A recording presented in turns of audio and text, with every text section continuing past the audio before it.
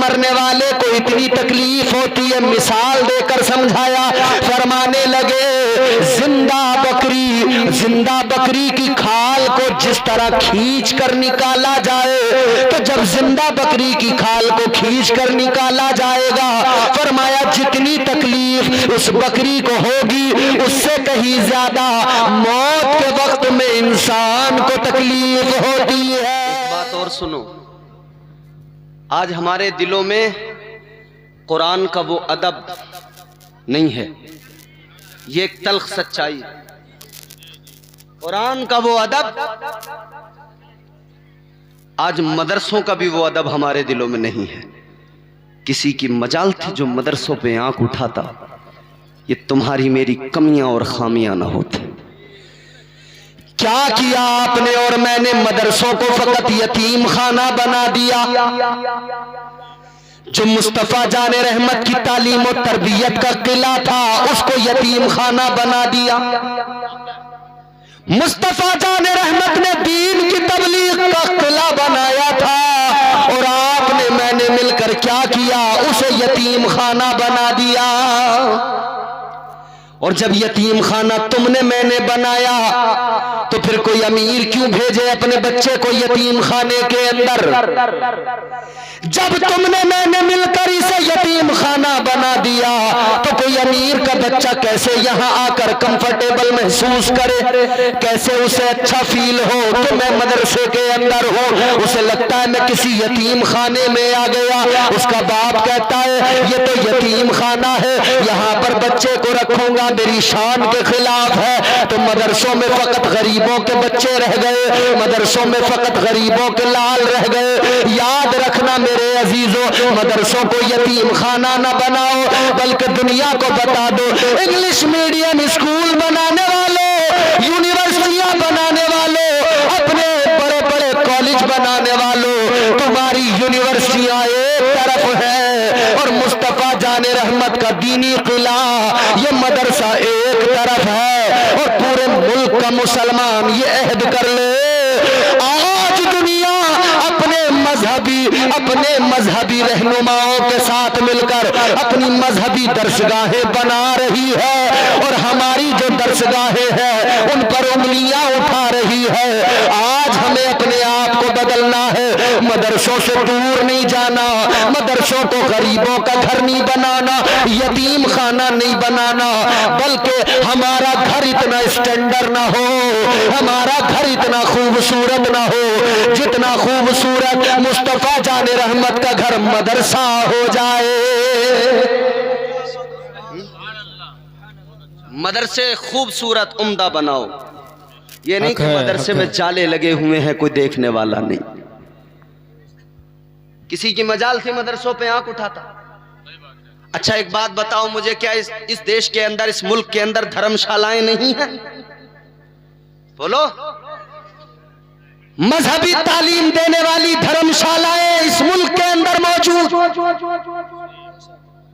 English medium اسکولوں پر، اس English medium اسکولوں کے نام پر عیسائیوں کی درسگاہیں اسی ملک کے اندر موجود ہیں، جہاں عیسائیوں کا کلچر ہمارے بچوں کو دیا جا رہا ہے اور ہم اس کلچر کو لے کر فخر محسوس کر رہے ہیں. آؤ میرے عزیزوں میں آپ کو ذرا سا سمجھاتا چلو، قرآن مجید کی عظمت بتاتا چلو. قرآن مجید کی عظمتیں کیا ہے اور قرآن پڑھنے والوں کا مقام و مرتبہ کیا ہے؟ دنیا قرآن پڑھنے والوں کو اپنی نظر میں ہلکا جانتی ہے، قرآن مجید پڑھانے والوں کو ہلکا جانتی ہے. آج اگر کوئی بزنس مین ہو، کوئی تجارت کرنے والا ہو، کوئی ترقی یافتہ انسان ہو، ذرا سا مالدار انسان ہو، مدرسے کے بچوں کو حقارت کی نظر سے دیکھتا ہے، مدرسے میں پڑھانے والے قاری صاحب کو، مولانا صاحب کو حقارت کی نظر سے دیکھتا ہے. یاد رکھنا یہ وہ لوگ ہیں جن کی وجہ سے اللہ تعالیٰ کرم فرماتا ہے, اللہ تعالیٰ فضل فرماتا ہے. ذرا سنو, ذہن کو قریب کرو. اللہ تعالیٰ نے فرشتوں کو حکم دیا, اے فرشتوں زمین پر جاؤ, عذاب نازل کرو. بندے نافرمانیاں کرنے لگے ہیں, بندے بہت خطائیں کرنے لگے ہیں, جاؤ زمین پر عذاب نازل کر دو, زمین پر عذاب لے کر چلے جاؤ. اللہ کے فرشتے آسمان سے آ گئے, زمین پر عذاب لے کر آ گئے. ابھی یہ زمین پر آئے تھے کہ پروردگار نے حکم فرما دیا, اے میرے فرشتوں واپس آ جاؤ. یا اللہ کیا ہوا, اب عذاب بندوں پہ نہیں کرنا ہے, کیا بات ہے؟ فیصلہ کس لیے بدل دیا گیا؟ اللہ تعالیٰ نے فرمایا خوش ہو جاؤ گے, خدا کی قسم مچل جاؤ گے. پروردگار عالم نے فرمایا, خالق کائنات نے فرمایا, اے میرے فرشتوں, یہ جو صبح صبح قرآن مجید مدرسوں میں چھوٹے چھوٹے بچے پڑھتے ہیں, یہ جو ننھے ننھے بچے قرآن کی تلاوت کرتے ہیں, اللہ تعالیٰ نے فرمایا, اے فرشتوں, یہ جو چھوٹے چھوٹے بچے قرآن پڑھتے ہیں, ان کے قرآن پڑھنے کی برکت سے میں نے بڑوں کے گناہوں کو بھی معاف کر دیا ہے. سبحان اللہ, سبحان اللہ, ماشاءاللہ. یہ ان قرآن پڑھنے والوں کی عظمتیں اور ان کا مقام ہے. مگر ہماری حالت, قرآن اٹھا کر طاقوں میں رکھ دیا. بولو یہ سچائی ہے کہ نہیں؟ پورا پورا سال گزر جاتا ہے, ہمارے گھر میں کوئی قرآن کھول کر کبھی پڑھتا نہیں ہے. ہاں, کب جب کوئی مر رہا ہوگا تب قرآن پڑھا جائے گا. ایک بڑا امیر آدمی تھا, بڑا مالدار آدمی تھا, بہت دولت تھی, بہت پیسہ تھا, مگر دیندار بھی تھا. اس کے دل میں خیال آیا اپنے بچوں کو قرآن کا حافظ بناؤں, اپنے بچوں کو قرآن کا قاری بناؤں. دل میں خیال آیا, مگر بیوی جو ایک زوم میں رہتی تھی, اس نے کہا کیا میرے بچوں کو تم مدرسہ بھیجو گے؟ یہ میرے بچوں کی اسٹینڈرڈ کے خلاف ہے, میرے بچوں کی شان کے خلاف ہے. بچوں کو ڈاکٹر انجینئر بنایا, بیرونی ممالک میں بھیجا, تعلیم اعلیٰ سے اعلیٰ دلائی. لیکن پھر وہ وقت آ گیا, اس کا شوہر وہی غریب, وہی جو ہے امیر کبیر انسان, وہی مالدار انسان, جب زندگی کے آخری لمحات آئے, بستر مرگ پہ تڑپ رہا تھا, لیکن دم نہیں نکل رہا تھا, روح جیسے اٹک گئی. تکلیف اتنی ہے, اتنی ہے, اتنی ہے. اور موت کے وقت کی تکلیف تو اللہ رحم فرمائے کتنی تکلیف ہوتی ہے میرے عزیزو. وہ تکلیف اتنی خطرناک ہے, جانتے نہیں ہو آپ آج قرآن سے دوری بنا رہے ہو. کیا سوچا نہیں کہ مرنے کے وقت میں جب قرآن پڑھا جاتا ہے تبھی آسانی سے جسم سے روح نکلتی ہے؟ کیا سوچا نہیں ہے کہ ہمیں مرنا ہے, اور مرنے کے وقت میں اگر قرآن پڑھنے والا کوئی نہیں ملا, اگر ہمارا بچہ قرآن پڑھنے لائق نہیں بنا تو کون پڑھے گا؟ اللہ اکبر کبیرہ. آؤ ذرا اللہ کے پیغمبر حضرت موسیٰ علیہ السلام کی بارگاہ میں چلو. حضرت موسیٰ علیہ السلام جلیل القدر پیغمبر ہیں, اللہ اکبر, ان کی بارگاہ میں چلو. ان سے سوال کیا گیا, اے پیغمبر خدا ذرا یہ بتا دیجئے موت کے وقت میں تکلیف کتنی ہوتی ہے؟ جب موت آتی ہے تو درد کتنا ہوتا ہے, تکلیف کتنی ہوتی ہے؟ سنو حضرت موسیٰ علیہ السلام کے دل کو چیر دینے والے جملے. آپ نے فرمایا موت کے وقت میں مرنے والے کو اتنی تکلیف ہوتی ہے, مثال دے کر سمجھایا.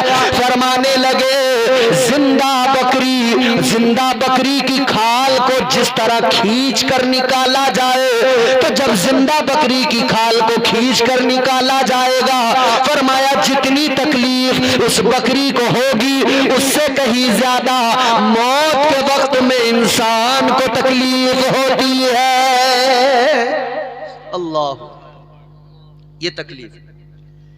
حضرت موسیٰ علیہ السلام نے اللہ تعالیٰ کی بارگاہ میں عرض کیا, مولا اے میرے پروردگار, اے رب لم یزل ولا یزال, ذرا مجھے اتنا بتا دے مرنے کے وقت میں, موت کے وقت میں تکلیف کتنی ہوتی ہے؟ اللہ تعالیٰ نے فرمایا موسیٰ کیسے سمجھنا چاہتے ہو؟ عرض کیا مولا کسی مثال سے سمجھا دے. اللہ نے فرمایا اے موسیٰ آگ جلاؤ, آگ کے اوپر ایک ہانڈی رکھ دو, ہانڈی کے اندر ایک پرندہ رکھ دو, زندہ پرندہ, اور اس ہانڈی کو اوپر سے بند کر دو.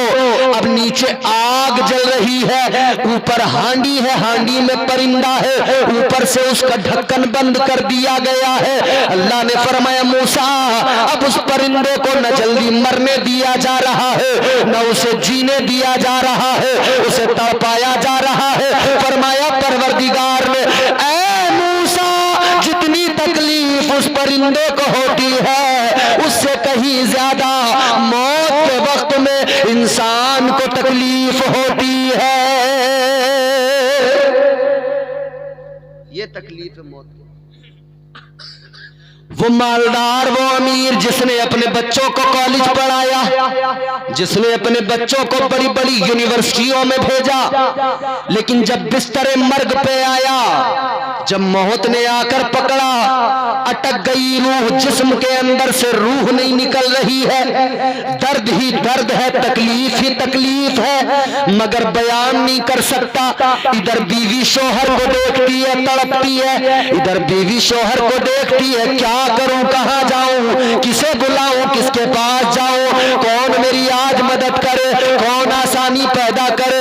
اپنے بیٹوں کو بلایا, بیٹو ذرا بتاؤ کیا کرے. بیٹا بولا ڈاکٹر کے پاس لے کے چلو.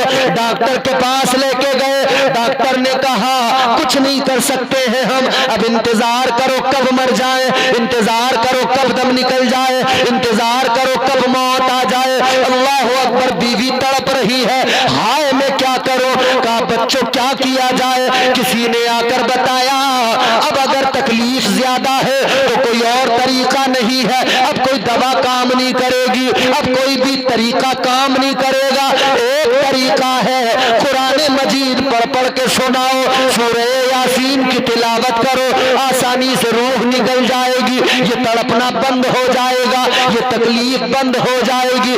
اب یہ بے قرار اپنے بیٹوں کے پاس دوڑی ہے, کہتی ہے میرے لال ذرا قرآن پڑھ دے, ذرا سورہ یاسین پڑھ دے. بیٹے کی آنکھوں میں آنسو آئے, کہنے لگا اماں یہ باپ تو میرا کہتا تھا کہ مجھے قرآن پڑھانا ہے, لیکن تو نے مجھے قرآن پڑھنے مدرسے میں نہیں جانے دیا, تو نے مجھے کالج تو بھیج دیا, یونیورسٹی تو بھیج دیا, ڈاکٹر انجینئر تو بنا دیا, تو نے مجھے اعلیٰ تعلیم تو دلائی, مگر افسوس تو نے مجھے قرآن پڑھنے نہیں دیا. اے اماں جب میں نے قرآن نہیں پڑھا تو بتا کیسے پڑھ کر سناؤ, کیسے آج باپ کے لیے آسانیاں پیدا کرو. دوسرے بیٹے سے کہا بیٹے تو ذرا پڑھ دے. کہا اماں تو نے مجھے بھی کہاں پڑھنے دیا, اگر ہم قرآن پڑھنے جاتے تجھے لگتا تھا تیری شان کے خلاف ہے, تجھے لگتا تھا تیری رسوائی کا باعث ہے, تجھے لگتا تھا تیری بے عزتی ہو جائے گی, تجھے لگتا تھا تیرے لیے یہ ذلت کا باعث ہے. کہنے لگے اماں اب کیا کرے, ابا تو تڑپ رہے ہیں. تو کسی نے بتایا جاؤ مدرسے کے مولانا کو لے آؤ, مدرسے سے امام صاحب کو مسجد سے لے آؤ, حافظ قرآن کو لے آؤ. دوڑی دوڑی گئی ہے مدرسے کی جانب. جب مدرسے کے دروازے پہ آئی ہے, ہافتی کانپتی, نہ اپنے چادر کا ہوش ہے نہ اپنے بالوں کا ہوش ہے. کہنے لگی مولانا جلدی جلدی چلو, میری زندگی اجڑ رہی ہے, میرا شوہر بستر مرگ پہ پڑا تڑپ رہا ہے. مولانا نے کہا کیا بات ہے. کہنے لگی روح نہیں نکل رہی ہے, تڑپ رہا ہے, بے قرار ہے, تکلیف میں مبتلا ہے, لیکن جسم سے روح نہیں نکل رہی ہے. تو بیوی کی جب اس عورت کی بات کو سنا, امام صاحب کہنے لگے اے خاتون یہ بتا آج تیری تکلیف تجھے مدرسے تک لے آئی, ورنہ تو مدرسوں کے خلاف بولتی تھی. آج تیری پریشانی تجھے مدرسے تک لے آئی, تو کل تک مدرسوں کے خلاف بولتی تھی, تو کہتی تھی غریبوں کے اڈے ہوتے ہیں, تو کہتی تھی یتیموں کے ٹھکانے ہوتے ہیں, تو کہتی تھی کیا ہوتا ہے مدرسوں سے. اے لوگوں یاد رکھنا. حضرات کھڑے ہو جائے اور ادب و احترام کے ساتھ پھول آپ کے اس دیار میں موجود ہے. اعلیٰ حضرت کی تمام تر خوشبوئیں لے کر حضور توصیف ملت جلوہ فرما ہو چکے ہیں. آپ دیدار کیجئے, فیضیاب ہو جائیں گے.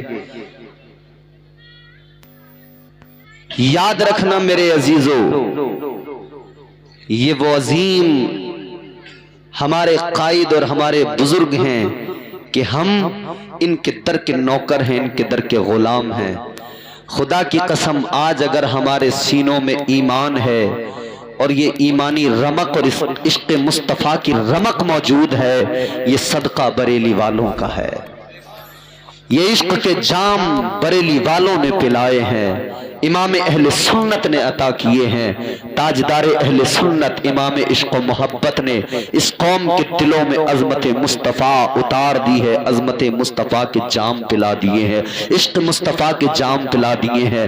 خدا کی قسم انہوں نے وہ جام پلائے ہیں جن کی مستیاں آج بھی باقی ہے اور صبح قیامت تک باقی رہے گی۔ اور ساتھ ہی ساتھ بانی محفل پیر طریقت حضرت محترم محتشم حضرت علامہ کہف الورا صاحب قبلہ تشریف فرما ہے، آپ ان کا بھی دیدار کریں۔ ان کے حکم پر ہی میری حاضری ہوئی ہے، ماشاءاللہ بہت اچھا جلسہ، کامیاب جلسہ، اور آپ نے بہت اچھا سنا ہے، سن بھی رہے ہیں۔